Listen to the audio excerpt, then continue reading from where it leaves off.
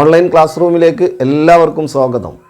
നമ്മുടെ ക്ലാസ് റൂമിൽ +1 improvement examination മുൻനിർത്തിയിട്ടുള്ള പഠന പ്രവർത്തനങ്ങൾ ആരംഭിച്ചിട്ടുണ്ട് അല്ലേ. കഴിഞ്ഞ ദിവസം നമ്മൾ ഇന്ത്യൻ ഇക്കോണമിയിലെ ഒന്നാമത്തെ chapter Indian economy on the eve of independence എന്ന് പറയുന്നത് വിശദമായിട്ട് ഡിസ്കസ് ചെയ്തു.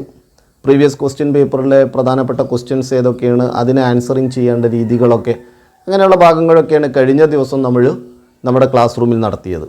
ഇനി നമുക്ക് വേണ്ടത് അതിലെ അടുത്ത ചാപ്റ്ററിലേക്ക് പോവാം. രണ്ടാമത്തെ ചാപ്റ്റർ ഇന്ത്യൻ ഇക്കോണമിയിലെ രണ്ടാമത്തെ ചാപ്റ്റർ എന്ന് പറയുന്നത് ഇന്ത്യൻ ഇക്കോണമി 1950 to 1990. ഈ ചാപ്റ്റർ 1950 മുതൽ 1990 വരെയുള്ള കാലഘട്ടം ഇന്ത്യൻ സമ്പദ് വ്യവസ്ഥയിലെ കാർഷിക മേഖലയിൽ അതുപോലെ വ്യവസായ മേഖലയിലൊക്കെ ഉണ്ടായിട്ടുള്ള മാറ്റങ്ങളെക്കുറിച്ചൊക്കെയാണ് പ്രതിപാദിക്കുന്നത്. അതായത് കാർഷിക മേഖലയിലുണ്ടായ ഗ്രീൻ റെവല്യൂഷൻ, ലാൻഡ് റിഫോംസ്, അങ്ങനെ പറയുന്ന വിപ്ലവകരമായിട്ടുള്ള ആ പരിഷ്കാരങ്ങളെക്കുറിച്ചൊക്കെ ഈ ഭാഗത്ത് ഈ ചാപ്റ്ററിൽ ഡിസ്കസ് ചെയ്യുന്നുണ്ട്. അതുപോലെ ഇൻഡസ്ട്രിയിൽ 1956 IPRനെ കുറിച്ചൊക്കെ പറഞ്ഞു പോകുന്നുണ്ട്. അപ്പോൾ വളരെ ഇമ്പോർട്ടൻ്റ് ആയിട്ടുള്ളൊരു ചാപ്റ്ററാണ്, വളരെ ഒരു ചെറിയൊരു ചാപ്റ്റർ കൂടിയാണ്. എന്നിരുന്നാലും പല എക്സാം ക്വസ്റ്റ്യൻ പേപ്പറുകൾ എടുത്ത് പരിശോധിക്കുമ്പോഴും ഈ ചാപ്റ്ററിൽ നിന്ന് പല ക്വസ്റ്റ്യൻസും വന്നിട്ടുണ്ട്. പലപ്പോഴും ഒബ്ജക്റ്റീവ് ലെവലിലുള്ള ക്വസ്റ്റ്യൻസാണ് വന്നിട്ടുള്ളത്.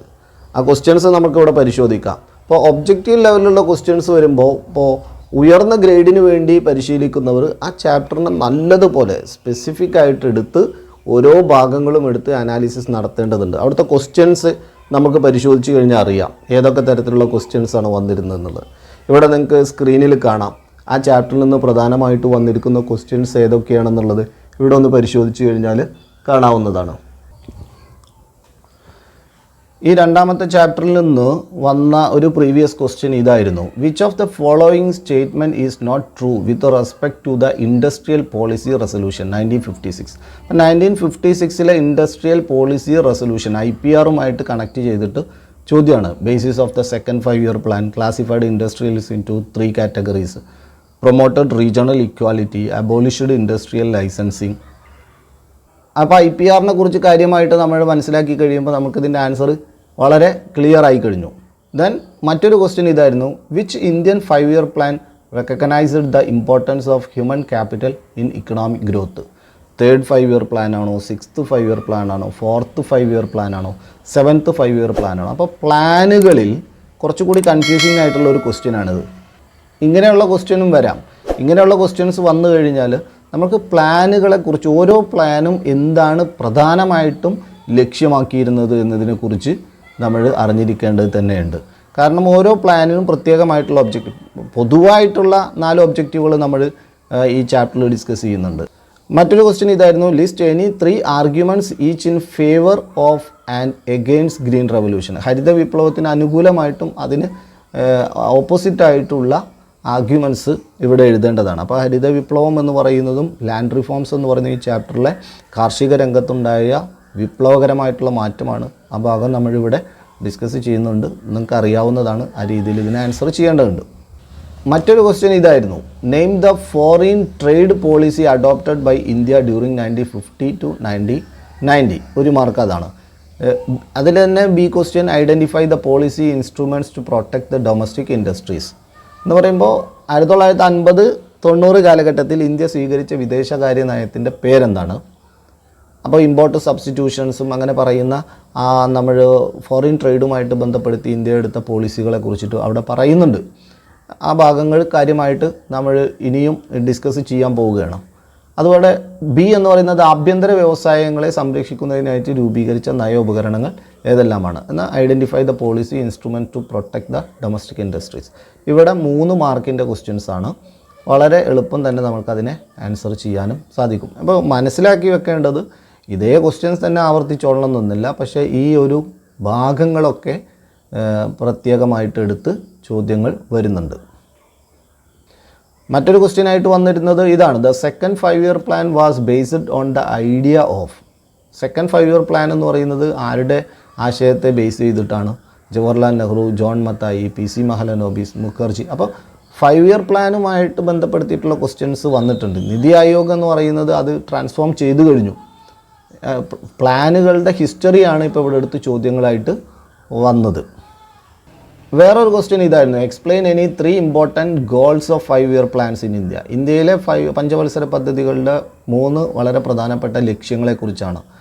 ഇത് പലപ്പോഴും വളരെ പ്രധാനപ്പെട്ട ഒരു ഭാഗമാണത്. ഗ്രോത്തും ഇക്വിറ്റിയും മോഡേണൈസേഷനും അങ്ങനെ പറയുന്ന ആ ലക്ഷ്യങ്ങളെക്കുറിച്ച് പറയുന്നത്. അത് പലപ്പോഴും പല ക്വസ്റ്റ്യൻ പേപ്പറുകളിലും ഇങ്ങനെ കാണാറുണ്ട്. അത് ഒരു 3 മാർക്കോ അതിൽ കൂടുതലോ മാർക്കിനായിട്ടുള്ള ക്വസ്റ്റ്യൻസൊക്കെ ആയിട്ട് അത് വരാറുണ്ട്. ഇങ്ങനെ പറയുന്ന ക്വസ്റ്റ്യൻസൊക്കെയാണ് ഒരു പ്രീവിയസ് ആയിട്ടുള്ള 4 ക്വസ്റ്റ്യൻ പേപ്പറുകളിൽ നമ്മൾ കണ്ടത്. ആ ചാപ്റ്ററിലെ എല്ലാ ഭാഗങ്ങളും കണക്ട് ചെയ്തിട്ടുണ്ട് ആ ക്വസ്റ്റ്യൻസ് എന്ന് പറയുന്നത്. ഈ ക്വസ്റ്റ്യൻസ് തന്നെ റിപ്പീറ്റ് ചെയ്യണമെന്നൊന്നുമില്ല. ഇപ്പോൾ ഇവിടെ കണ്ടു കഴിഞ്ഞു പ്രധാനമായിട്ടും വന്ന ചോദ്യങ്ങൾ ഏതൊക്കെയായിരുന്നു. പ്രീവിയസ് ക്വസ്റ്റ്യൻ പേപ്പറിൽ ഈ ചാപ്റ്ററിൽ നിന്നുണ്ടായിരുന്ന പ്രധാനപ്പെട്ട ക്വസ്റ്റ്യൻസ് ഒക്കെയാണ് കണ്ടത്. മാർക്ക് ചെറിയ മാർക്കിനുള്ള ക്വസ്റ്റ്യൻസ് ആണെങ്കിലും മൾട്ടിപ്പിൾ ലെവൽ ക്വസ്റ്റ്യൻസ് വരുമ്പോൾ അത് സ്വാഭാവികമായിട്ടും അവിടെ ഓപ്ഷൻസ് കുറവായിരിക്കും. അവിടെ നിന്ന് ലഭിക്കുന്ന മാർക്ക് ഉയർന്ന ഗ്രേഡിന് വളരെയധികം പ്രാധാന്യമുള്ളതാണ്. അതുകൊണ്ട് തന്നെ ഈ ചാപ്റ്ററിനെ പൂർണ്ണമായിട്ടെടുത്ത് പഠനം നടത്തുന്നവർക്ക് ഈ ചാപ്റ്ററിൽ നിന്ന് മാർക്ക് നമ്മൾക്ക് നല്ലതുപോലെ സ്കോർ ചെയ്യാൻ സാധിക്കുകയുള്ളൂ. ഏതായിരുന്നാലും നമ്മുടെ പഠന പ്രവർത്തനങ്ങൾ നമ്മൾ തുടങ്ങിക്കഴിഞ്ഞു. ഇംപ്രൂവ്മെൻ്റ് എക്സാം ലക്ഷ്യമാക്കിയിട്ടുള്ള പഠന പ്രവർത്തനം നമ്മുടെ ക്ലാസ് റൂമിൽ തുടങ്ങിക്കഴിഞ്ഞു. തുടങ്ങിയവരൊക്കെ ഇനി അത് തുടരണം. ഒരു കാരണവശാലും ഓരോ ദിവസവും അരമണിക്കൂർ സമയമെന്ന് പറയുന്നത് നമ്മുടെ ഇംപ്രൂവ്മെൻ്റ് എക്സാമിനേഷന് വേണ്ടി മാറ്റിവെക്കണം. ഏതൊരു പ്രവർത്തനവും തുടങ്ങുക എന്നുള്ളതല്ല പ്രാധാന്യം, അത് നിരന്തരം തുടർന്നു കൊണ്ടുപോകുമ്പോഴേ നമുക്കതിൽ വിജയം നേടാൻ സാധിക്കുള്ളൂ. എന്ത് പ്രവർത്തനവും എടുത്തു നോക്കൂ, അത് തുടങ്ങി വെച്ചവർ ഒരുപാട് പേരുണ്ടാവും, പക്ഷെ അത് തുടരുന്നവർക്കേ അതിൻ്റെ ലക്ഷ്യം നേടിയെടുക്കാൻ സാധിക്കുള്ളൂ. നമ്മുടെ മുന്നിലുള്ള ലക്ഷ്യം ഉയർന്ന ഗ്രേഡാണ്. എക്കണോമിക്സിൽ +1 ഉയർന്ന ഗ്രേഡ് നേടുക എന്നുള്ളതാണ്. തീർച്ചയായിട്ടും ഓരോ ദിവസവും അരമണിക്കൂർ നമ്മുടെ ഈ പഠന പ്രക്രിയ തുടർന്നു കൊണ്ടുപോയാൽ നമ്മൾക്കത് നേടിയെടുക്കാൻ സാധിക്കും. അപ്പോൾ ആ ചാപ്റ്ററിലെ വളരെ പ്രധാനപ്പെട്ട ഭാഗങ്ങളൊക്കെ നമ്മൾ നമ്മുടെ ക്ലാസ് റൂമിൽ തന്നെ ഡിസ്കസ് ചെയ്തിട്ടുണ്ട്. അതൊന്നുകൂടി എടുത്ത് നമുക്ക് പരിശോധിക്കണം. നിങ്ങൾക്കിവിടെ സ്ക്രീനിൽ അന്ന് നമ്മൾ പറഞ്ഞിരുന്ന കാര്യങ്ങളൊക്കെ എന്തൊക്കെയാണെന്നുള്ളത് ഇവിടെ ഒന്നുകൂടി നിങ്ങൾക്ക് പരിശോധിക്കാം. ഇന്ത്യൻ ഇക്കോണമി 1950 to 1990, 1950 മുതൽ 1990 വരെയുള്ള ഇന്ത്യൻ സമ്പദ് വ്യവസ്ഥയെക്കുറിച്ചാണ് ആ ചാപ്റ്റർ ഡിസ്കസ് ചെയ്യുന്നത്. ഇന്ത്യ സ്വാതന്ത്ര്യം നേടിയതിന് ശേഷം ഇന്ത്യൻ സമ്പദ് വ്യവസ്ഥ ഫേസ് ചെയ്തിട്ടുള്ള കുറേ ചാലഞ്ചുകളുണ്ട്. അവിടെ നിന്ന് ഓരോ പോളിസികളും പ്രോഗ്രാമുകളുടെയൊക്കെ കൃത്യമായിട്ട് ആസൂത്രിതമായിട്ട് നടപ്പിലാക്കിയതിൻ്റെ ഭാഗമായിട്ടാണ് നമ്മുടെ സമ്പദ് വ്യവസ്ഥ ഇന്ന് ലോകത്തിലെ അതിശക്തമായ സമ്പദ് വ്യവസ്ഥകളിൽ ഒന്നായി നിലനിൽക്കുന്നത് എന്നത് വിദ്യാർത്ഥികൾ മനസ്സിലാക്കണം. അതിലേക്ക് അത്തരത്തിലുള്ള എങ്ങനെയാണ് നമ്മുടെ സമ്പദ് വ്യവസ്ഥ ഇന്നത്തെ ഈ ഒരു വളർച്ചയിലേക്ക് കൈവരിച്ചത് എന്നുള്ളതിനൊക്കെ കുറിച്ചൊക്കെയാണ് ആ പാഠഭാഗങ്ങളിൽ പറഞ്ഞു പോകുന്നത്. പരിശോധിച്ച് തുടങ്ങിയാൽ ആദ്യം തന്നെ പറയുന്നത്, ഇന്ത്യ സ്വാതന്ത്ര്യം നേടിയ ഉടനെ നമ്മുടെ മുന്നിലുണ്ടായിരുന്ന ഒരു പ്രധാനപ്പെട്ട ചോദ്യം എന്ന് പറയുന്നത്, നമ്മൾ ഏത് തരത്തിൽ നമ്മൾ മുന്നോട്ട് പോകണം, പൊളിറ്റിക്കലി എങ്ങനെ നമ്മൾ മുന്നോട്ട് പോകണം, അതുപോലെ ഇക്കണോമിക്കലി നമ്മൾ എങ്ങനെ മുന്നോട്ട് പോകണം. ഇന്ത്യ പൊളിറ്റിക്കലി ഒരു പാർലമെൻ്ററി ഡെമോക്രാറ്റിക് നാഷനായിട്ട് നിലനിൽക്കണമെന്നും ഇക്കണോമിക്കലി ഒരു മിക്സഡ് ഇക്കോണമി ആയിട്ട് മുന്നോട്ട് പോകണമെന്നുമായിരുന്നു നിർദ്ദേശം. ഇന്നും അങ്ങനെ തന്നെയാണ് പോയിക്കൊണ്ടിരിക്കുന്നത്.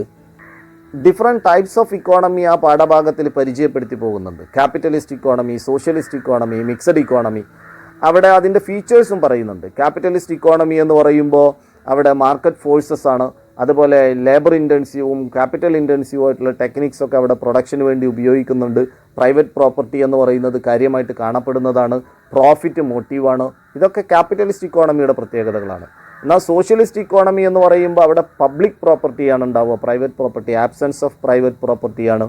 അതുപോലെ ഗവൺമെൻറ് ഇൻ്റർവെൻഷൻ എന്ന് പറയുന്നത് കാര്യമായിട്ട് നടക്കുന്ന, സെൻട്രൽ പ്രോബ്ലം എന്ന് പറയുന്നത് സോൾവ് ചെയ്യുന്നത് ഗവൺമെൻറ്റിൻ്റെ ഡിസിഷൻസാണ്. അതുപോലെ ആബ്സെൻസ് ഓഫ് പ്രൈവറ്റ് പ്രോപ്പർട്ടി എന്ന് പറയുന്നത്, ഇതൊക്കെയാണ് സോഷ്യലിസ്റ്റ് ഇക്കോണമിയുടെ പ്രത്യേകതകളായിട്ട് പറയുന്നത്. പിന്നെ അതുപോലെ പറയുന്നതാണ് mixed economy, coexistence of capitalism and socialism. Capitalist ഇക്കോണമിയുടെ നല്ല വശങ്ങളും സോഷ്യലിസ്റ്റ് ഇക്കോണമിയുടെ നല്ല വശങ്ങളും ഒക്കെ എടുത്ത് മുന്നോട്ട് പോകുന്ന ഒരു സമ്പദ് വ്യവസ്ഥയാണ് മിക്സഡ് ഇക്കോണമി എന്ന് പറയുന്നത്. നമ്മുടെ ഇന്ത്യൻ ഇക്കോണമി എന്ന് പറയുന്നത് ലോകത്തിലെ ഏറ്റവും വലിയ മിശ്ര സമ്പദ് വ്യവസ്ഥ. മിക്സഡ് ഇക്കോണമിയിൽ ഏറ്റവും പ്രബലമായിട്ടുള്ള ഒരു ഇക്കോണമിയാണ് നമ്മുടെ ഇക്കോണമി എന്നുള്ളതും ആ പാഠഭാഗത്തിലൂടെ നമുക്ക് മനസ്സിലാക്കാൻ സാധിക്കും. അവിടെ തുടരുകയാണ്, why in India mixed economic policy.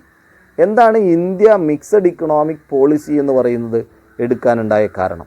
അതിന് 2 കാരണങ്ങളാണ് പറയുന്നത്. ഒന്ന്, ഇന്ത്യൻ കോൺസ്റ്റിറ്റ്യൂഷൻ മുന്നോട്ട് വെച്ചിട്ടുള്ള directive principles of state policy എന്ന് പറയുന്നതാണ്. രണ്ടാമത്തെ കാരണം 1948 industrial development regulation ആക്റ്റുമാണ്.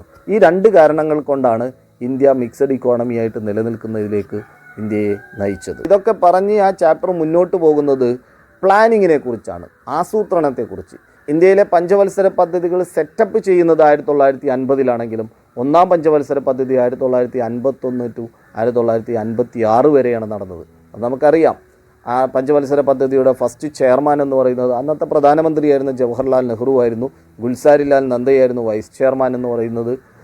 PC മെഹലനോബിസാണ് Indian പഞ്ചവത്സര പദ്ധതിയുടെ ചീഫ് ആർക്കിടെക്ചർ എന്നും ആ പാഠഭാഗത്തിൽ പറഞ്ഞു പോകുന്നുണ്ട്. ഇന്ത്യയിൽ 1 മുതൽ 12 പഞ്ചവത്സര പദ്ധതികൾ ഇന്ത്യയിൽ കൃത്യമായി നടപ്പിലാക്കിയിട്ടുണ്ട്. 12ാം പഞ്ചവത്സര പദ്ധതി പൂർത്തിയാകുന്നതിന് മുൻപ് തന്നെയാണ് നമ്മുടെ പ്ലാനിംഗ് കമ്മീഷൻ എന്ന് പറയുന്നതിൻ്റെ രൂപമാറ്റം സംഭവിക്കുന്നത്. പിന്നീട് അത് 2015 ജനുവരി 1 മുതൽ national institute of transforming India എന്ന് പറയുന്ന നീതി ആയോഗ് എന്ന് പറയുന്ന ഒരു സംവിധാനത്തിന് കീഴിലേക്ക് അത് മാറുക. 2015 ഇന്ത്യയുടെ പ്രധാനമന്ത്രിയായിട്ടുള്ള നരേന്ദ്രമോദിയാണ് നീതി ആയോഗിൻ്റെ ഫസ്റ്റ് ചെയർമാനും. അതുപോലെ ഫസ്റ്റ് വൈസ് ചെയർമാനായിട്ട് അരവിന്ദ് പനഗരിയെക്കുറിച്ചും ആ പാഠഭാഗത്തിൽ പറഞ്ഞു പോകുന്നുണ്ട്. നീതി ആയോഗിൻ്റെ പ്രവർത്തനങ്ങളെക്കുറിച്ചും അതിൻ്റെ ഒബ്ജക്റ്റീവിനെ കുറിച്ചും അതിൻ്റെ കാര്യങ്ങളെക്കുറിച്ചൊക്കെ വിശദമായിട്ട് ആ പാഠഭാഗത്തിൽ പരാമർശിക്കുന്നുണ്ട്.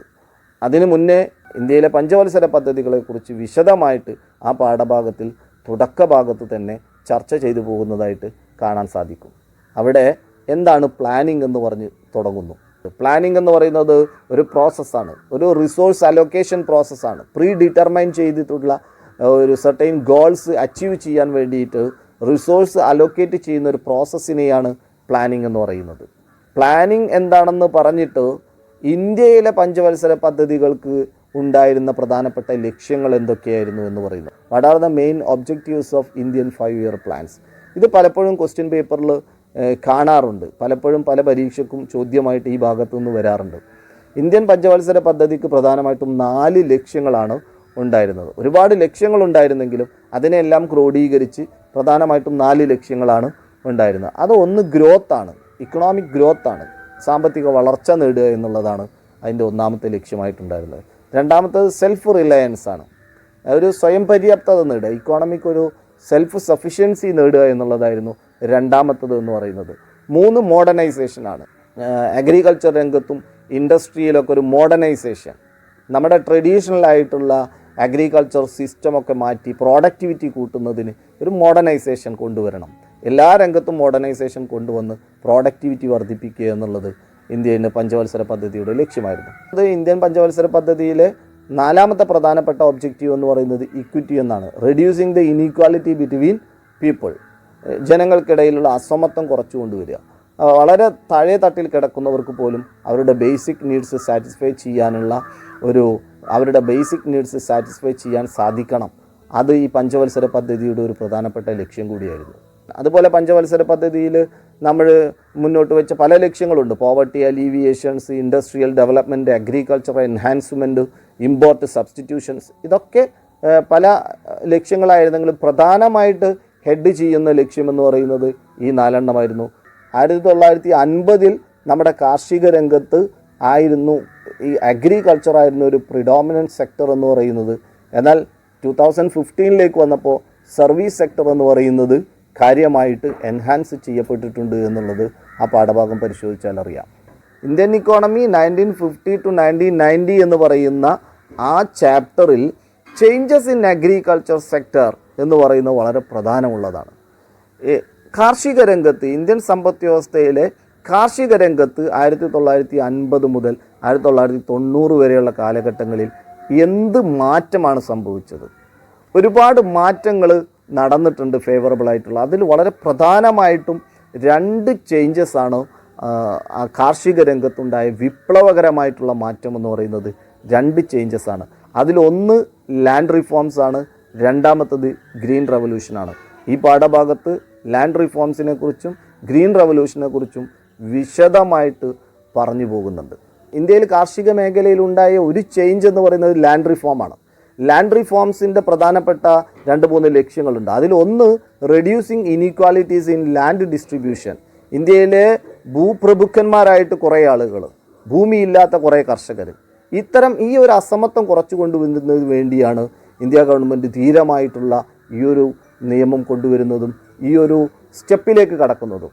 ഒരുപാട് ഭൂമി കൈവശമുള്ളവരിൽ നിന്ന് ഭൂമി പിടിച്ചെടുത്ത് ഭൂമിയില്ലാത്തവർക്ക് ആ മിച്ചഭൂമി വിതരണം ചെയ്തുകൊണ്ട് ഈ ഒരു ഇനീക്വാലിറ്റി എന്ന് പറയുന്നതിനെ റെഡ്യൂസ് ചെയ്യുക എന്നുള്ളത് ലാൻഡ് റിഫോംസിൻ്റെ ഒരു ലക്ഷ്യമായിരുന്നു. രണ്ടാമത്തത് agriculture, increasing the agricultural production. കാർഷിക മേഖലയിൽ ഉൽപ്പാദനം വർദ്ധിപ്പിക്കുക. കാർഷിക മേഖലയിൽ ഉൽപ്പാദനം വർദ്ധിപ്പിക്കുക എന്ന് പറയുന്നത് ലാൻഡ് റിഫോംസിൻ്റെ മറ്റൊരു ലക്ഷ്യമായിരുന്നു. അതുപോലെ increasing the productivity of farmers, കർഷകരുടെയൊക്കെ ഉൽപ്പാദനക്ഷമത കൂട്ടുക. അതുപോലെ ഇൻക്രീസിങ് വെൽഫെയർ, മറ്റൊന്നാണ് ക്ഷേമം വർദ്ധിപ്പിക്കുക. ഇതൊക്കെ ലാൻഡ് റിഫോംസിൻ്റെ പ്രധാനപ്പെട്ട ലക്ഷ്യങ്ങളാണ്. ലാൻഡ് റിഫോംസിനെ ഇന്ത്യ തലത്തിലെടുത്ത് പരിശോധിക്കുമ്പോൾ അത് പൂർണ്ണാർത്ഥത്തിൽ വിജയിച്ചിട്ടുണ്ടായിരുന്നില്ല. അതിന് കാരണം absence of political will power എന്ന് പറയുന്നതും ഈ മേഖലയിൽ പ്രവർത്തിച്ച ലോബികളുടെയും അതോടൊപ്പം ബിനാമികളുടെയും ഒക്കെ പ്രവർത്തനം. ഈ ബിനാമികൾ എന്ന് പറയുമ്പോൾ ഭൂപ്രഭുക്കന്മാർ അവരുടെ കൈവശമുള്ള എക്സസ് ആയിട്ടുള്ള ഭൂമികളൊക്കെ അവർക്ക് വേണ്ടപ്പെട്ട ആളുകളുടെ പേരിലേക്ക് എഴുതി കൊടുക്കുകയും ബിനാമികളാക്കി അവരുടെ പേരിലേക്ക് എഴുതി കൊടുക്കുകയും പിന്നീട് അത് തിരിച്ച് എഴുതിപ്പിക്കുകയും ചെയ്യുകയും അങ്ങനെയുള്ള ഒരു മാൽ പ്രാക്ടീസുകളൊക്കെ ഈ രംഗത്ത് നടന്നു എന്നുള്ളത് കേരളവും വെസ്റ്റ് ബംഗാളും മാറ്റി നിർത്തിക്കഴിഞ്ഞാൽ മറ്റു ഇന്ത്യൻ സംസ്ഥാനങ്ങളിലൊന്നും ലാൻഡ് റിഫോംസ് എന്ന് പറയുന്നതിന് കാര്യമായിട്ടുള്ള ചലനം സൃഷ്ടിക്കാൻ സാധിച്ചില്ല എന്ന് മനസ്സിലാക്കാൻ സാധിക്കും. അതുപോലെ അഗ്രികൾച്ചർ സെക്ടറിൽ 1950-നും 1990-നും ഇടയിലുണ്ടായ രണ്ടാമത്തെ പ്രധാനപ്പെട്ട ചേഞ്ച് എന്ന് പറയുന്നത് ഗ്രീൻ റവല്യൂഷനാണ്. ഹരിത വിപ്ലവം എന്ന് പറയുന്നതാണ്. ഗ്രീൻ റവല്യൂഷൻ എന്ന് പറയുന്നത് നമുക്കെല്ലാവർക്കും അറിയുന്നതാണ്. അത് ഇൻക്രീസ് ഇൻ ദ അഗ്രികൾച്ചറൽ പ്രൊഡക്ഷനാണ്. കാർഷിക മേഖലയിലുണ്ടായ ഉൽപ്പാദന വർധനവാണ്. ഇതിനെയാണ് ഹരിത വിപ്ലവം എന്ന് പറയുന്നത്. അപ്പോൾ ഗ്രീൻ റവല്യൂഷൻ എന്ന് പറയുന്ന ഭാഗം എടുത്ത് പരിശോധിക്കുമ്പോൾ വൈ ഗ്രീൻ റവല്യൂഷൻ എന്നൊരു ചോദ്യം അവിടെ ഉയർന്നു വരാവും. അതിൻ്റെ ഒരു ഉത്തരം അന്വേഷിക്കുമ്പോൾ അവിടെ നിന്ന് മനസ്സിലാവുന്നതാണ്, ഇന്ത്യയിലെ അഗ്രികൾച്ചർ എന്ന് പറയുന്നതായിരുന്നു പ്രിഡോമിനൻറ്റ് സെക്ടർ എന്ന് പറയുന്നത്. നമ്മുടെ ലേബർ ഫോഴ്സിലെ 75% അഗ്രികൾച്ചറിലായിരുന്നു എൻഗേജ്ഡ് ആയിരുന്നത്. എന്നാൽ ആ അഗ്രികൾച്ചറിൽ ലോ പ്രോഡക്റ്റിവിറ്റി ആയിരുന്നു. അവിടെ ഉപയോഗിച്ചിരുന്ന ടെക്നോളജി എന്ന് പറയുന്നത് പ്രിമിറ്റീവ് ടെക്നോളജി ആയിരുന്നു. ഇറിഗേഷൻ ഫെസിലിറ്റീസ് എന്ന് പറയുന്നത് വളരെ കുറവായിരുന്നു. ഫെർട്ടിലൈസേഴ്സ്, പെസ്റ്റിസൈഡ്സ് ഇതിൻ്റെയൊക്കെ ഉപയോഗങ്ങൾ വളരെ കുറവായിരുന്നു. ഇതിൻ്റെയൊക്കെ ഭാഗമായിട്ട് നമ്മുടെ കാർഷിക രംഗത്തെ പ്രോഡക്റ്റിവിറ്റി എന്ന് പറയുന്നത് വളരെ കുറവായിരുന്നു. ഇതിനെ ഇൻക്രീസ് ചെയ്യുക എന്നുള്ളത് തന്നെയാണ് ഗ്രീൻ റവല്യൂഷൻ ലക്ഷ്യമാക്കിയത്. ഇന്ത്യയിലെ ഗ്രീൻ റവല്യൂഷനെ കുറിച്ച് പറയുന്നിടത്ത് MS സ്വാമിനാഥൻ എന്ന് പറയുന്ന ഒരു പേര് പാഠപുസ്തകത്തിൽ നിങ്ങൾക്ക് കാണാൻ സാധിക്കും. അദ്ദേഹമാണ് ഇന്ത്യയിലെ ഗ്രീൻ റവല്യൂഷൻ്റെ ഫാദറായിട്ട് അറിയപ്പെടുന്നത്. What are the features of green revolution? ഗ്രീൻ റവല്യൂഷൻ്റെ സവിശേഷതകൾ എന്തൊക്കെയാണ്, എങ്ങനെയാണത് സാധ്യമായത് എന്നുള്ളത് ആ പാഠഭാഗത്തിൽ പരിശോധിച്ചാൽ അറിയാം. Use of high yield variety seeds, അത്യുൽപാദന ശേഷിയുള്ള വിത്തുകളാണ് കാർഷിക രംഗത്ത് ഉപയോഗിക്കാൻ തുടങ്ങിയത്. Use of fertilisers, chemical fertiliser and pesticides, രാസവളങ്ങളും കീടനാശിനികളും ഉപയോഗിച്ച് തുടങ്ങി കർഷകർ. അതുപോലെ ഇന്നോവേറ്റീവ് ടെക്നിക്സ്, ടെക്നോളജി എന്ന് പറയുന്നത് ഇന്നോവേറ്റീവ് ടെക്നിക്സ് കാർഷിക രംഗത്ത് ഉപയോഗിക്കാൻ തുടങ്ങി. ഇറിഗേഷൻ ഫെസിലിറ്റീസ് വ്യാപിപ്പിക്കാൻ തുടങ്ങി. ഇങ്ങനെയൊക്കെ ചെയ്തപ്പോഴാണ് ഇന്ത്യയിൽ കാർഷിക രംഗത്ത് വിപ്ലവം സൃഷ്ടിക്കാൻ സാധിച്ചത്. ഇന്ത്യയിലെ ഹരിത വിപ്ലവം പരിശോധിക്കുമ്പോൾ 2 ഫേസുകൾ അവിടെ കാണാൻ പറ്റും. അതിൻ്റെ ഫസ്റ്റ് ഫേസ് എന്ന് പറയുന്നത് ഇന്ത്യയിലെ പഞ്ചാബ്, തമിഴ്നാട്, ആന്ധ്രാപ്രദേശ് ഇങ്ങനെയുള്ള സംസ്ഥാനങ്ങളിൽ മാത്രമാണ് ഈ കാർഷിക രംഗത്ത് ഉൽപ്പാദന വർധന ഉണ്ടായത്. അത് പ്രധാനമായിട്ടും അവിടെ വീറ്റ് പ്രൊഡക്ഷനാണ് ഇൻക്രീസ് ചെയ്തത്. എന്നാൽ സെക്കൻഡ് ഫേസ് എന്ന് പറയുന്നത് 1975 to 85 ആണ്. അത് ഇന്ത്യയിലെ മറ്റു പല സംസ്ഥാനങ്ങളിലേക്കും അത് വ്യാപിച്ചു. മാത്രമല്ല ഫസ്റ്റ് ഫേസിൽ വീറ്റ് എന്ന് പറയുന്ന ക്രോപ്പുമായി ബന്ധപ്പെട്ടാണ് ഉൽപ്പാദന വർധനവുണ്ടായെങ്കിൽ സെക്കൻഡ് ഫേസിൽ മറ്റു പല ക്രോപ്പുകളിലേക്കും ഉൽപ്പാദന വർധനവ് സാധ്യമായി.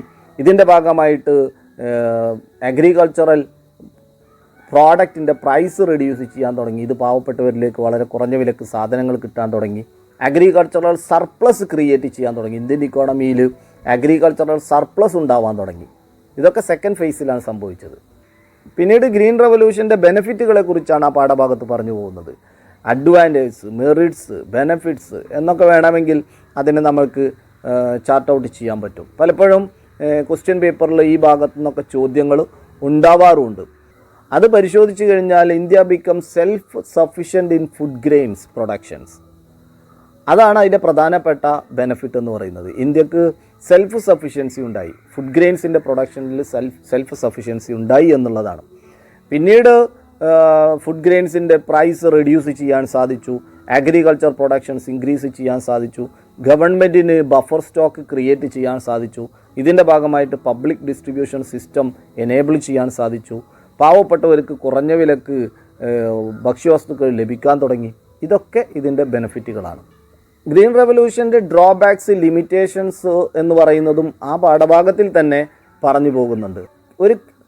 എന്തൊക്കെയാണ് ഈ ഗ്രീൻ റവല്യൂഷൻ്റെ ലിമിറ്റേഷൻസ് അല്ലെങ്കിൽ ഡ്രോബാക്സ് എന്നുള്ളത് പരിശോധിച്ച് കഴിഞ്ഞാൽ മനസ്സിലാവും. ഗ്രോത്ത് ഓഫ് ക്യാപിറ്റലിസ്റ്റ് ഫാമിംഗ്, ഇന്ത്യയിലെ ഒരു ക്യാപിറ്റലിസ്റ്റ് ഫാമിംഗ് എന്ന് പറയുന്നത് ഉടലെടുത്തു എന്നുള്ളതാണ്. രണ്ടാമത്, increase the disparities between poor and rich farmers, പാവപ്പെട്ട കർഷകരും അതുപോലെ സമ്പന്നരായ കർഷകരും തമ്മിലുള്ള അന്തരം കൂട്ടി എന്നുള്ളതാണ്. പിന്നീട് ഹൈ ഡോസിലുള്ള കെമിക്കൽ ഫെർട്ടിലൈസേഴ്സും പെസ്റ്റിസൈഡ്സും ഈ ഉൽപ്പാദന വർധന വേണ്ടി ഉപയോഗിച്ചപ്പോൾ നമ്മുടെ മണ്ണ് പോയിസൺഡായി പോയി എന്നുള്ളത്. പ്രധാനമായിട്ടും ഗോതമ്പിലൊരു ഉൽപ്പാദന വർധനവാണ് ഈ ഗ്രീൻ റവല്യൂഷൻ കാലഘട്ടങ്ങളിൽ ഉണ്ടായത് എന്നുള്ളതും മറ്റു ക്രോപ്പുകളിലൊന്നും ഉണ്ടായില്ല എന്നുള്ളതും ഒരു ഡ്രോബാക്കായിട്ട് ആ പാഠപുസ്തകത്തിൽ പരിശോധിച്ചാൽ കാണാവുന്നതാണ്. സ്വാതന്ത്ര്യാനന്തര കാലഘട്ടങ്ങളിൽ ഏകദേശം 1990 വരെയുള്ള കാലഘട്ടങ്ങളിൽ നമ്മുടെ സമ്പദ് വ്യവസ്ഥയിലെ വ്യവസായത്തെക്കുറിച്ചും നമ്മുടെ വ്യാപാരത്തെക്കുറിച്ചും ഒക്കെയുള്ള അവിടെ ഉണ്ടായ മാറ്റങ്ങളെക്കുറിച്ചൊക്കെയാണ് ഈ പാഠഭാഗത്തിലെ അവസാന ഭാഗത്ത് ഡിസ്കസ് ചെയ്യുന്നത്. ഈ ചാപ്റ്ററിന് മുന്നേ നമ്മൾ അഗ്രികൾച്ചർ രംഗത്തുണ്ടായിരുന്ന മേജർ ചേഞ്ചസ് എന്ന് പറയുന്നിടത്ത് ലാൻഡ് റിഫോംസും ഗ്രീൻ റവല്യൂഷനെയും കുറിച്ച് ഡിസ്കസ് ചെയ്ത് കഴിഞ്ഞു. ഗ്രീൻ റവല്യൂഷൻ്റെ ബെനഫിറ്റ്സും ലിമിറ്റേഷൻസും കുറിച്ച് ഡിസ്കസ് ചെയ്ത് കഴിഞ്ഞു. എന്നാൽ ഈ അഗ്രികൾച്ചറൽ പ്രൊഡക്ഷൻസ് ഇത്രമാത്രം വിപ്ലവകരമായിട്ട് ഒരു അഗ്രികൾച്ചറൽ പ്രൊഡക്ഷൻസ് ഉണ്ടാവുന്നതിൽ ഗവൺമെൻറ്റിന് വലിയ റോൾ ഉണ്ടായിട്ടുണ്ട്. ഗവൺമെൻറ് സബ്സിഡികൾ കൊടുത്തുകൊണ്ട് കർഷകരെ വല്ലാതെ സഹായിച്ചിട്ടുണ്ട്. നിലവിലും അത്തരം രീതികളൊക്കെ തുടർന്നു പോരുന്നുമുണ്ട്.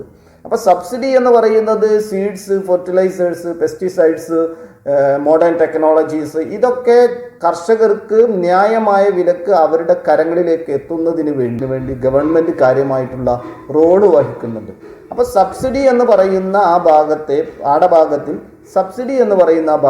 സബ്സിഡിയുടെ ഫോർ ആൻഡ് എഗെയിൻസ്റ്റ് ആർഗ്യുമെൻറ്റ്സ് കാര്യമായിട്ട് അവിടെ ചർച്ച ചെയ്യപ്പെടുന്നുണ്ട്. ആർഗ്യുമെൻറ്റ്സ് ഫോർ സബ്സിഡി എന്ന് പറയുന്നിടത്ത് പ്രധാനമായിട്ടും agriculture is A risky business. അത്തരം റിസ്ക് എടുക്കണമെങ്കിൽ ആ കർഷകരെ ഗവൺമെൻറ് കാര്യമായിട്ട് സഹായിച്ചിരിക്കണമെന്നുള്ളത്. അപ്പോൾ സബ്സിഡിയുടെ രൂപത്തിൽ അത്തരം സഹായങ്ങൾ അവർക്ക് ലഭിക്കുന്നു എന്നുള്ളതാണ്. രണ്ടാമത്തത്, it encourage to adopt modern technology in farming എന്ന് പറയുന്നത്. അപ്പോൾ ട്രില്ലേഴ്സ്, ട്രാക്ടറുകൾ, ഇതൊക്കെ ഇവിടേക്ക് കൊണ്ടുവരുമ്പോൾ ചിലവ് കൂടുതലാണ്. ആ ചിലവിൻ്റെ ഒരു ഭാഗം സബ്സിഡിയായിട്ട് ഗവൺമെൻറ് വഹിക്കുമ്പോൾ കർഷകർക്ക് അതൊരു ആശ്വാസമായി മാറും. മൂന്നാമത് പിന്നീട് പറയുകയാണെന്നുണ്ടെങ്കിൽ it reduce the gap between rich and poor farmers. സ്വാഭാവികമായിട്ടും പാവപ്പെട്ട കർഷകർക്ക് വലിയ ചിലവ് എന്ന് പറയുന്നതിൽ അതിൻ്റെ ഒരു ഷെയർ ഗവൺമെൻറ് സബ്സിഡിയിലൂടെ വഹിക്കുമ്പോൾ പാവപ്പെട്ട കർഷകരെ സംബന്ധിച്ചിടത്തോളം അതൊരു സഹായകരമാണ്. അതിസമ്പന്നമായിട്ടുള്ള രാജ്യങ്ങളിലടക്കം കർഷകർക്ക് സബ്സിഡികൾ കൊടുത്തുകൊണ്ട് കൃഷിയെ പ്രോത്സാഹിപ്പിക്കുന്നു എന്നുള്ളതും ഇന്ത്യയിലെ കാർഷിക രംഗത്ത് സബ്സിഡികൾ എന്ന് പറയുന്നത് നിലനിർത്തിപ്പോരുന്നതിന് അനുകൂലമായ വാദഗതികളായിട്ട് നമുക്ക് കാണാൻ സാധിക്കുന്നതാണ്. ആർഗ്യുമെൻറ്റ്സ് അഗെയിൻസ്റ്റ് സബ്സിഡി എന്ന് പറയുന്നിടത്ത് 2-3 ആർഗ്യുമെൻറ്റ്സ് കാര്യമായിട്ട് ഈ പാഠഭാഗത്തിൽ ഡിസ്കസ് ചെയ്യുന്നുണ്ട്. അതിൽ ഒന്നാമത്തത്, major parts of subsidy goes in to rich farmers. രണ്ടാമത്, ഗവൺമെൻറ് ചിലവ് ചെയ്യുന്ന സബ്സിഡി എമൗണ്ടുകൾ കാര്യമായിട്ട് അതിൻ്റെ ബെനിഫിറ്റ് ലഭിക്കുന്നത് ഫെർട്ടിലൈസേഴ്സ്, പെസ്റ്റിസൈഡ്സ് ഇൻഡസ്ട്രി, അത്തരം കമ്പനികളിലേക്കാണ്. അത്തരം കമ്പനികൾക്ക് ഇത് വലിയൊരു സഹായകരമായി മാറുന്നു. എന്നാൽ കർഷകരിലേക്ക് കാര്യമായി എത്തുന്നില്ല എന്നുള്ളത് ഇതിൻ്റെ ഒരു ആർഗ്യുമെൻറ്റ് എഗെയിൻസ്റ്റ് ആണ്. അപ്പോൾ സബ്സിഡിയുടെ പിൻബലത്തിൽ മോഡേൺ ടെക്നോളജി കാർഷിക രംഗത്ത് അഡോപ്റ്റ് ചെയ്തു കഴിഞ്ഞാൽ അതിൻ്റെ സൗകര്യം കുറച്ച് വർഷത്തേക്കുണ്ടാവും. അത്തരം സാഹചര്യങ്ങളിൽ വീണ്ടും സബ്സിഡികൾ കൊടുക്കുക എന്ന് പറയുന്നത് ഇത് അതിൻ്റെ ലക്ഷ്യപൂർത്തീകരണത്തിന് വലിയ സഹായകരമാവില്ല. അതുകൊണ്ട് അത്തരം വാദങ്ങളും ആർഗ്യുമെൻറ്റ്സ് എഗെയിൻസ്റ്റ് സബ്സിഡി എന്ന് പറയുന്ന ആ ചാപ്റ്ററിൽ ആ ഭാഗത്ത് കാണാൻ സാധിക്കുന്നതാണ്. ആ പാഠഭാഗത്തിൽ അവസാനത്തിലേക്ക് കടക്കുകയാണ്. ഇൻഡസ്ട്രി ആൻഡ് ട്രേഡ് എന്ന് പറയുന്നതാണ്. ഇന്ത്യയിലെ 1950 മുതൽ 90 വരെയുള്ള കാലഘട്ടങ്ങളിലെ വ്യാവസായിക രംഗത്തുണ്ടായ മാറ്റങ്ങൾ എന്തൊക്കെയാണ്, അതുപോലെ വ്യാപാര രംഗത്തുണ്ടായ മാറ്റങ്ങളെക്കുറിച്ചൊക്കെ അവിടെ പാഠഭാഗത്ത് പറയുന്നുണ്ട്. വ്യാവസായിക രംഗത്ത്, ഇപ്പോൾ കാർഷിക രംഗത്താണ് ഇന്ത്യയിലെ വലിയൊരു ശതമാനം ആളുകളും എൻഗേജ് ചെയ്തിരുന്നത്. അതിനൊരു പ്രധാനപ്പെട്ട കാരണം ഇന്ത്യയിൽ വ്യവസായവും സേവന മേഖലയിലേക്കും ജനങ്ങളെ സ്വീകരിക്കാനുള്ള അത്രമാത്രം ഒരു സ്ട്രക്ചറൽ കപ്പാസിറ്റി ഈ രണ്ട് മേഖലയ്ക്കും ഉണ്ടായിരുന്നില്ല എന്നുള്ളതാണ്. അതുകൊണ്ട് തന്നെ കാർഷിക മേഖലയിൽ തൊഴിലിൽ ഏർപ്പെട്ടിരുന്നവിടത്ത് ഒരു ഡിസ്ഗൈസ്ഡ് അൺഎംപ്ലോയ്മെൻ്റ് എന്ന് പറയുന്നത് കാര്യമായിട്ടുണ്ടായിരുന്നു. കുറേ ആളുകൾ ആവശ്യത്തിൽ കൂടുതൽ കാർഷിക രംഗത്ത് നിലനിൽക്കുകയായിരുന്നു. വ്യവസായ സേവന രംഗങ്ങളിലേക്ക് കടന്നു വരാനുള്ള ഒരു ഓപ്പർച്യൂണിറ്റി ഉണ്ടായിരുന്നില്ല എന്നുള്ളതാണ്. അത് ജി ഡി പിയിലേക്കുള്ള കോൺട്രിബ്യൂഷൻസ് എടുത്ത് പരിശോധിച്ച് കഴിഞ്ഞാൽ അറിയാം. 1950-കളിൽ 56-60% അഗ്രികൾച്ചറിൽ നിന്നുള്ള കോൺട്രിബ്യൂഷൻസ് ഉണ്ടായിരുന്നെങ്കിൽ, എന്നാൽ 2014-15 കാലഘട്ടങ്ങളിൽ 52% നമ്മുടെ പോപ്പുലേഷൻ എൻഗേജ് ചെയ്യുന്നതും അഗ്രികൾച്ചറിൽ തന്നെയാണ്. പക്ഷേ ജി ഡി പിയിലേക്കുള്ള കോൺട്രിബ്യൂഷൻ കുറഞ്ഞു. 16% അഗ്രികൾച്ചർ കുറഞ്ഞു എന്ന് പറഞ്ഞു കഴിഞ്ഞാൽ സർവീസ് ഇൻഡസ്ട്രിയൽ സെക്ടറിൽ നിന്നുള്ള കോൺട്രിബ്യൂഷൻസ് കൂടി എന്നുള്ളതാണ്. അപ്പോൾ ആ പാഠഭാഗത്തിൽ ഇൻഡസ്ട്രി ആൻഡ് ട്രേഡ് എന്ന് പറയുന്ന അവസാന ഭാഗത്തിലേക്ക് പോകുമ്പോൾ, why India was in favour of public sector in industry. Industry എന്ന് പറയുന്നതിൽ കൂടുതൽ, വ്യവസായങ്ങൾ എന്ന് പറയുന്നത് കൂടുതലും പബ്ലിക് സെക്ടറിലേക്ക് വരാനുണ്ടായ കാരണങ്ങൾ എന്താണ്? അതിന് 2-3 കാരണങ്ങൾ കാണാം. ഒന്ന്, ഹ്യൂജ് ക്യാപിറ്റൽ നീഡഡ്, ഒരു വലിയ മുതൽ മുടക്ക് ഇതിനാവശ്യമാണ്. അപ്പോൾ ഒരു സ്വകാര്യ വ്യക്തികൾക്കോ അല്ലെങ്കിൽ സ്വകാര്യ സംരംഭകർക്കോ അത്തരം വലിയ മുതൽ മുടക്കുകൾ നടത്തുക എന്ന് പറയുന്നത് ഒരു രാജ്യത്തോളം ശേഷിയില്ലാത്തത് കൊണ്ട് തന്നെ അവിടെ പബ്ലിക് സെക്ടറാണ് ആ മേഖല കൈകാര്യം ചെയ്തിരുന്നത് എന്നുള്ളത്. രണ്ടാമത്തത്, ഇൻഡസ്ട്രിയൽ മാർക്കറ്റ് എന്ന് പറയുന്നത് അത്ര അട്രാക്റ്റീവ് ആയിരുന്നില്ല. അതുകൊണ്ട് തന്നെ പ്രൈവറ്റ് സെക്ടറുകൾ ആ മേഖലയിലേക്ക് വല്ലാതെ ആകർഷിക്കപ്പെട്ടില്ല എന്നുള്ളതും മറ്റൊരു കാരണമാണ്. ഇന്ത്യ ഫോളോ ചെയ്തിരുന്നത് ഒരു സോഷ്യലിസ്റ്റ് പാറ്റേൺ ആണ്. അതുകൊണ്ട് തന്നെ ഗവൺമെൻറ്റിന് കാര്യമായിട്ടുള്ള റോളുണ്ട്. ഗവൺമെൻറ് കൺട്രോൾ ചെയ്യേണ്ടതുണ്ട് ഇൻഡസ്ട്രി എന്നുള്ളതും ഈ പ്രൈവറ്റ് സെക്ടറിനുള്ള ഒരു ലിമിറ്റേഷൻസും ഒക്കെ ഈ ഗവൺമെൻറ് പബ്ലിക് സെക്ടർ ഇൻഡസ്ട്രിയെ കാര്യമായിട്ട് ഹാൻഡിൽ ചെയ്യാനുണ്ടായ കാരണങ്ങളായിട്ട് ആ പാഠഭാഗത്തിൽ പറയുന്നുണ്ട്. ഇൻഡസ്ട്രിയൽ റെസൊല്യൂഷൻ പോളിസികളെ കുറിച്ച് പറയുന്നുണ്ട്. പ്രത്യേകിച്ച് 1956 ഏപ്രിൽ 13 ഇൻഡസ്ട്രിയൽ റെസൊല്യൂഷൻ പോളിസി എന്ന് പറയുന്നത് കാര്യമായിട്ട് എടുത്ത് ചർച്ച ചെയ്യേണ്ടതാണ്. ആ ഇൻഡസ്ട്രിയൽ റെസൊല്യൂഷൻ പോളിസിക്ക് 2 ഒബ്ജക്റ്റീവാണ് ഉണ്ടായിരുന്നത്. ഒന്ന് പ്രൊട്ടക്ഷനും, രണ്ടാമത്തേത് ഡെവലപ്മെൻറ്റും. ഒന്ന് നമ്മുടെ ഇക്കോണമിയെ പ്രൊട്ടക്റ്റ് ചെയ്യുക, രണ്ടാമത്തേത് നമ്മുടെ ഇൻഡസ്ട്രിയെ വികസിപ്പിച്ചു കൊണ്ടുവരിക. ഈ 2 ലക്ഷ്യം മുൻനിർത്തിയിട്ടുള്ള IPR ആണ് 1956 വന്നത്. ആ IPR ക്ലാസിഫൈ ചെയ്യുന്നത് 3 തരത്തിലുള്ള ഇൻഡസ്ട്രികളാണ്. ഒന്ന് exclusively owned by public sector, രണ്ടാമത്തേത് private sector supplement effort to the public sector, മൂന്നാമത്തേത് ഇൻഡസ്ട്രീസ് ഇൻ പ്രൈവറ്റ് സെക്ടർ. അപ്പോൾ അതിൽ പറയുന്നത് ഒന്നാമത്തേത് ഗവൺമെന്റിന്റെ മാത്രം ഉടമസ്ഥതയിലുള്ള വ്യവസായശാലകൾ, രണ്ടാമത്തേത് ഗവൺമെന്റിനേക്ക് സപ്ലിമെന്റ് ചെയ്യുന്ന ഒരു ആൾട്ടർനേറ്റീവ് ചാനലാവുന്ന പ്രൈവറ്റ് മേഖലയിലുള്ള ഇൻഡസ്ട്രീസും, മൂന്നാമത്തേത് പ്രൈവറ്റ് മേഖലയിലുള്ള ഇൻഡസ്ട്രീസ് എന്നാൽ government controlled by licensing and quota system. ഇത്തരം വ്യവസായങ്ങളെ ഗവൺമെന്റ് ലൈസൻസിങ്ങും കോട്ടയും ഒക്കെ ആയിട്ട് ഗവൺമെന്റ് നിയന്ത്രിച്ചു പോകുന്ന സ്വകാര്യ മേഖലയിലെ വ്യവസായങ്ങൾ. ഇങ്ങനെ 3 തരത്തിലുള്ള വ്യവസായങ്ങളാണ് തുടങ്ങേണ്ടതും തുടരേണ്ടതും എന്നുള്ളത് ഇൻഡസ്ട്രിയൽ പോളിസി റെസൊല്യൂഷൻ ഡിസ്ക്ലോസ് ചെയ്യുന്നത്. ഇൻഡസ്ട്രിയൽ പോളിസി റെസൊല്യൂഷൻ എന്ന് പറയുന്നിടത്ത് 1948-ഉം 1956-ഉം അതുപോലെ 1973, 1977, 1980, 1991 ഈ പറയുന്ന പോളിസികളൊക്കെ ആ പാഠഭാഗത്തിൽ ഡിസ്കസ് ചെയ്തു പോകുന്നുണ്ട്. ഇവിടെയൊക്കെ നടന്ന അമെൻമെൻറ്റുകളൊക്കെ ആ പാഠഭാഗത്തിൽ ഡിസ്കസ് ചെയ്യുന്നുണ്ട്. അവിടെ ഒരു ഇൻഡസ്ട്രിയൽ നയം രൂപീകരിക്കുന്നതിന് വേണ്ടി 1955 ഇന്ത്യ ഗവൺമെൻറ് ഒരു village and small scale industry കമ്മിറ്റിയെ രൂപീകരിച്ചു. പ്രൊഫസർ കാർവേയാണ് അതിനെ ഹെഡ് ചെയ്തിരുന്നത്. അതുകൊണ്ട് തന്നെ അതിനെ കാർവേ കമ്മിറ്റി എന്നുകൂടി അറിയപ്പെടുന്നുണ്ട്. അവർ മുന്നോട്ട് വെച്ചത് ഇന്ത്യക്ക് സ്യൂട്ടബിൾ ആയിട്ടുള്ളത് സ്മോൾ സ്കെയിൽ ഇൻഡസ്ട്രീസ് ആണ്. എന്തുകൊണ്ടെന്ന് ചോദിച്ചു കഴിഞ്ഞാൽ ലെസ് ക്യാപിറ്റൽ ഇൻവെസ്റ്റ്മെന്റ് നീഡഡ്, വളരെ കുറച്ചു മതി, മൂലധനം എന്ന് പറയുന്നത് വളരെ കുറച്ചു മതി ഇത്തരം വ്യവസായങ്ങൾ സെറ്റപ്പ് ചെയ്യാൻ. ഇന്ത്യയെ സംബന്ധിച്ചിടത്തോളം സ്വാതന്ത്ര്യം നേടിയ കാലഘട്ടങ്ങളിൽ ഒരു ഹ്യൂജ് ഇൻവെസ്റ്റ്മെന്റ് നടത്താനുള്ള ഒരു ശേഷി ഉണ്ടായിരുന്നില്ല. അതുപോലെ മോർ എംപ്ലോയ്മെന്റ് ഓപ്പർച്യൂണിറ്റീസ്, ഒരുപാട് തൊഴിലവസരങ്ങൾ ഇത് തുറന്നിടുമെന്നുള്ളതാണ് രണ്ടാമതായിട്ട് ഇവർ ഇതിനെ റെക്കമെൻഡ് ചെയ്യാനുണ്ടായ കാരണം. മൂന്നാമത്തേത് റൂറൽ ഡെവലപ്മെന്റ്, ഗ്രാമങ്ങളെ വികസിപ്പിക്കാൻ ഇതാണ് ഏറ്റവും നല്ല മാർഗം. കാരണം സ്മോൾ സ്കെയിൽ ഇൻഡസ്ട്രീസ് സെറ്റപ്പ് ചെയ്യുന്നതും റൺ ചെയ്യുന്നതും ഗ്രാമപ്രദേശങ്ങളിലാണെന്നുള്ളത്. നാലാമത് ഒരു ഇമ്പോർട്ട് സബ്സ്റ്റിറ്റ്യൂഷൻ ആയിട്ട് നമുക്ക് ഈ സ്മോൾ സ്കെയിൽ ഇൻഡസ്ട്രീസ് ഡെവലപ്പ് ചെയ്യാൻ സാധിക്കും. ഫോറിൻ രാജ്യങ്ങളിൽ നിന്ന് നമ്മൾ ഇറക്കുമതി ചെയ്യുന്ന സാധനങ്ങൾക്ക് ബദലായിട്ടുള്ള ഉൽപ്പന്നങ്ങൾ നമ്മുടെ സ്മോൾ സ്കെയിൽ ഇൻഡസ്ട്രീസ് വഴി ഉൽപ്പാദിപ്പിക്കാൻ സാധിക്കും എന്നുള്ളതൊക്കെ കൊണ്ട് തന്നെയാണ് സ്മോൾ സ്കെയിൽ ഇൻഡസ്ട്രീസിനെ കാർവേ കമ്മിറ്റി റെക്കമെൻഡ് ചെയ്തതെന്ന് ആ പാഠഭാഗം പരിശോധിച്ചാൽ കാണാൻ സാധിക്കും. അതോടൊപ്പം what are the disadvantages of small scale industries എന്നും ആ പാഠഭാഗത്ത് പറഞ്ഞു പോകുന്നുണ്ട്. അതെന്തൊക്കെയാണെന്ന് പരിശോധിച്ചു കഴിഞ്ഞാൽ ഒരു ഇക്കണോമിക് ക്രൈസിസിനെ ഫേസ് ചെയ്യാൻ സ്മോൾ സ്കെയിൽ ഇൻഡസ്ട്രീസ് കൊണ്ട് പോരാ എന്നുള്ളതാണ് ഒരു മേജർ പ്രോബ്ലമായിട്ട് ഉയർത്തി കാണിക്കുന്നത്. രണ്ടാമത് അവിടെ ഉൽപ്പാദിപ്പിക്കുന്ന ഉൽപ്പന്നങ്ങളെ സ്റ്റാൻഡർഡൈസ് ചെയ്യുക എന്ന് പറയുന്നിടത്ത് ഒരു പ്രശ്നം. പിന്നെ ഓൾഡ് ടെക്നിക്സ് ആണ് അവിടെ ഉപയോഗിക്കുന്നത്, ലാക്ക് ഓഫ് റിസർച്ച് ഉണ്ട്. ഇങ്ങനെ പറയുന്നതൊക്കെ സ്മോൾ സ്കെയിൽ ഇൻഡസ്ട്രിയെ സംബന്ധിച്ചിടത്തോളം അതിൻ്റെ ഒരു ഡിസഡ്വാൻറ്റേജ് ആയിട്ട് നിലനിൽക്കുന്നുണ്ട്. എന്നിരുന്നാലും കാർവേ കമ്മിറ്റി റെക്കമെൻഡ് ചെയ്ത സ്മോൾ സ്കെയിൽ ഇൻഡസ്ട്രീസ് എന്ന് പറയുന്നതിന് സെറ്റപ്പ് ചെയ്യുന്നതിനും അത് ബിൽഡ് ചെയ്യുന്നതിലും അതോടൊപ്പം ഇന്ത്യയിലെ ഇൻഡസ്ട്രിയൽ ഡെവലപ്മെൻറ്റിന് വലിയൊരു സഹായകരമായിട്ട് ഇന്ത്യയിലെ സ്മോൾ സ്കെയിൽ ഇൻഡസ്ട്രീസ് നിലനിന്നിട്ടുണ്ട് എന്നുള്ളതും ആ പാഠഭാഗം പരിശോധിച്ചു കഴിഞ്ഞാൽ നമുക്ക് വ്യക്തമാവുന്നതാണ്. ട്രേഡ് പോളിസി, ഇന്ത്യയുടെ വ്യാപാര നയവുമായി ബന്ധപ്പെട്ടാണ് അതിലെ അവസാന ഭാഗം പറഞ്ഞു വെക്കുന്നത്. ഇന്ത്യയുടെ ട്രേഡ് പോളിസി എന്ന് പറയുന്നത് import substitution and protecting domestic industries from foreign competition. നമ്മൾ വിദേശങ്ങളിൽ നിന്ന് ഇറക്കുമതി ചെയ്യുന്ന ഉൽപ്പന്നങ്ങൾക്ക് പകരമായി അത്തരം ഉൽപ്പന്നങ്ങൾ ഇന്ത്യൻ സമ്പദ് വ്യവസ്ഥയിൽ തന്നെ ഉൽപ്പാദിപ്പിക്കുക എന്നുള്ളതും നമ്മൾ ഇവിടെ ഉൽപ്പാദിപ്പിക്കുന്ന ഉൽപ്പന്നങ്ങളെ ഫോറിൻ കോമ്പറ്റീഷനിൽ നിന്ന് പ്രൊട്ടക്റ്റ് ചെയ്യുക എന്നുള്ളതും ഈ രണ്ട് പ്രധാനപ്പെട്ട ലക്ഷ്യങ്ങൾ മുൻനിർത്തിയിട്ടാണ് 50 മുതൽ 90 വരെയുള്ള കാലഘട്ടങ്ങളിൽ നമ്മുടെ ട്രേഡ് പോളിസി ഡിസൈൻ ചെയ്തിട്ടുള്ളത്. അത് ഒന്ന് ഇമ്പോർട്ട് സബ്സ്റ്റിറ്റ്യൂഷൻ ആണ്, രണ്ടാമത്തത് പ്രൊട്ടക്റ്റിംഗ് ഡൊമസ്റ്റിക് ഇൻഡസ്ട്രീസ് എന്ന് പറയുന്നതാണ്. ഈ ട്രേഡ് പോളിസിയെ പിന്തുണക്കുന്നതായിരുന്നു ടാരിഫ് എന്ന് പറയുന്നതും കോട്ട എന്ന് പറയുന്നത്. ഇമ്പോർട്ട് എക്സ്പോർട്ട് ഡ്യൂട്ടികളാണ് ടാരിഫ് എന്നുള്ളതിലേക്ക് വരിക. അതുപോലെ കൺട്രോളിംഗ് ദ ക്വാണ്ടിറ്റിയാണ് കോട്ട എന്ന് പറയുന്നതും ആ പാഠഭാഗത്തിലൂടെ പറഞ്ഞു പോകുന്നുണ്ട്.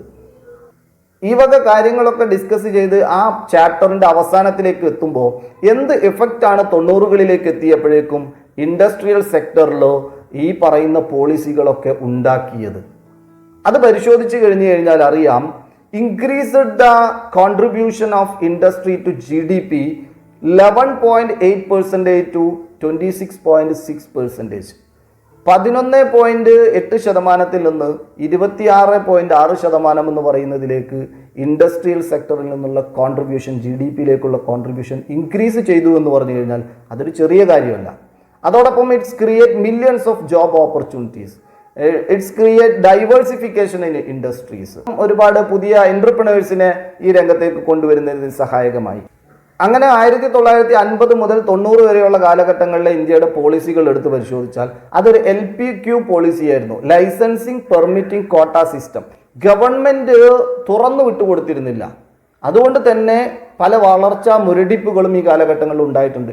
മൊണോപ്പൊളി എമർജി ചെയ്യുന്നതിനും പബ്ലിക് സെക്ടർ മൊണോപ്പൊളി എമർജി ചെയ്യുന്നതിനും റെഡ് ടാപ്പിസത്തിലേക്കും ബ്യൂറോക്രാറ്റ്സിലേക്കൊക്കെ ഒരു നെഗറ്റീവ് ഇഫക്റ്റ് കൂടി ഈ പറയുന്ന പോളിസികൾ ഉണ്ടാക്കിയിട്ടുണ്ട് എന്നുള്ളതും ആ പാഠഭാഗത്തിൽ അവസാന ഭാഗത്ത് കാണാവുന്നതാണ്. ഇവിടെ ഈ രണ്ടാമത്തെ ചാപ്റ്ററിൽ 1950 to 1990 എന്ന് പറയുന്ന ആ ചാപ്റ്ററിലെ പ്രധാനപ്പെട്ട ഭാഗങ്ങളൊക്കെയാണ് ഇവിടെ ഡിസ്കസ് ചെയ്തത്. ഇനി നിങ്ങൾ ടെക്സ്റ്റ് ബുക്ക് എടുക്കുക, അതിലെ എല്ലാ ഭാഗങ്ങളും ഒക്കെ ഒന്ന് റീഡ് ഔട്ട് ചെയ്യുക, പ്രധാനപ്പെട്ട കാര്യങ്ങളൊക്കെ ഒന്ന് ചെറിയ ചെറിയ നോട്ടാക്കിയിട്ട് വെക്കുക. എക്സാം എത്തിക്കഴിയുമ്പോൾ അതിന് മുന്നേ നമുക്ക് വളരെ പെട്ടെന്നായിട്ട് ഒരു ക്വിക്ക് റെഫറൻസ് ആയിട്ട് ഉപയോഗിക്കാവുന്ന രീതിയിൽ ആ മെറ്റീരിയലുകളൊക്കെ തയ്യാറാക്കി വെക്കുക. ഏതായിരുന്നാലും അടുത്ത ദിവസം നമ്മൾക്ക് മറ്റൊരു ചാപ്റ്ററുമായിട്ട് നമ്മുടെ ക്ലാസ് റൂമിൽ കണ്ടുമുട്ടാം. Okay, by.